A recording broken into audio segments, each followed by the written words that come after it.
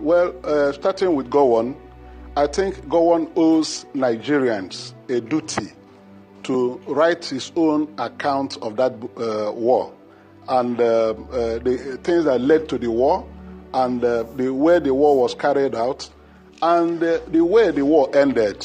Because when the war ended, he promised the Nigerian people reconciliation, restitution, and rehabilitation, particularly to the Igbo side of the nation. That he did not implement until he was overthrown in 1975. And these accounts that have come out, particularly from General Babangida, because these things are already available everywhere, preponderant stories told, written by the actual participants in the coup, and the counter coup, and the civil war. All these things are available. So he himself should stop playing the ostrich. He just like Babangida came out as an elder statesman at 80 now, he decided to speak the truth, including on matters of June 12. People should not return certain things unto death. Gowon was a principal person in the whole episode. He was the one that destroyed the regional arrangement in Nigeria and created the 12-state structure from where we had all these things. So he needs to come out and put his statements clearly. And because of the way he handled the war and the way he treated the Igbos, including the massacre of the Igbo people, he owes the Igbo people apology. Incidentally, he could not join these issues when people like General Ojukwu, people like him were alive. But still, his conscience requires that he must tell the truth. He must speak the truth before he leaves the stage. Yes, at 90, he cannot keep quiet and pretend over these things. A lot of books have been written, what he did and what he failed to do to ensure that that war was avoided. He was accused of so many breaches of agreement, both Aburi Accord and the rest of it.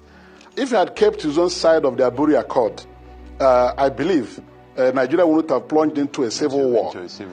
So he didn't do these things. He needs to write a book. Senator, he needs to write a book and tell his story and apologize. Yeah. Senator Umeh, these Nigerians, how on a day? Well, we've heard what distinguished Senator Victor Umeh said about IBB's book. He also wants Yakubo Guwon to write his own book to tell Nigerians what really transpired during the war. Okay, let's put it in this way. What happened before the war and what happened after the war. The truth is that whatever that's happening in Nigeria today, now the military caused it.